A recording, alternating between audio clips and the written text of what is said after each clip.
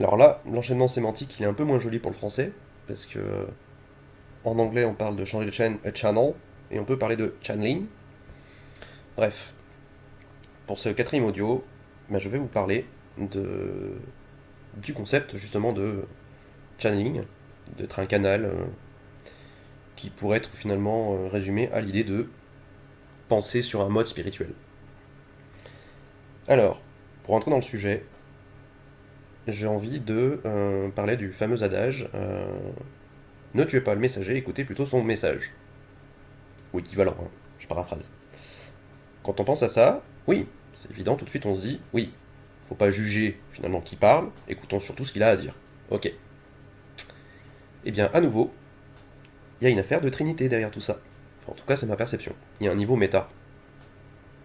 Puisque finalement, quand on dit ça, il y a encore un niveau en dessous, c'est que les mots même employés sont des messagers. Et oui, le vrai fond du message, c'est le sens qui est derrière, qui dépasse les mots. J'irai plus loin, puisqu'en fait, les mots qu'on emploie, on les a appris, c'est pas nous qui les avons créés. On ne fait que réutiliser ce qu'on nous a inculqué. Donc, on ne contrôle pas qu'est-ce qu'on pense, puisque la manière dont on pense a déjà été préconfigurée. C'est embêtant ça. Revenons donc à notre histoire de canalisation. De mon point de vue, les personnes qui se décrivent comme étant canal, et puis qui transmettent des informations, euh, je leur souhaite en tout cas d'avoir une réception d'informations qui soit justement au-delà de la pensée. Et que finalement, euh, le fait de le mettre en mots ne soit que la phase de traduction. Sachant qu'on dit tout traducteur est menteur. Et oui, donc dès lors que quelque chose est verbalisé, il est déformé. Toutes les pensées, ce sont des créations de l'esprit.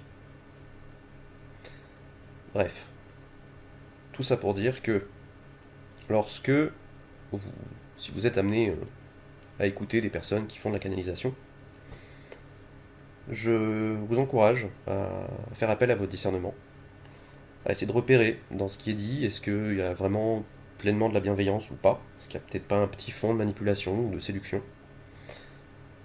Et puis,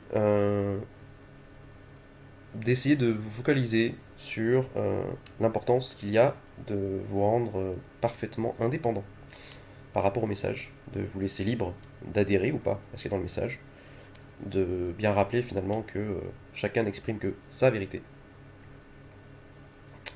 Voilà. Quels que soient les messages que vous écoutez, même les miens, hein, surtout les miens, faites preuve de votre discernement. Essayez de voir si ça résonne en vous, puisque finalement, il n'y a que vous qui pourrez définir si oui ou non un message a l'air d'être vrai ou pas.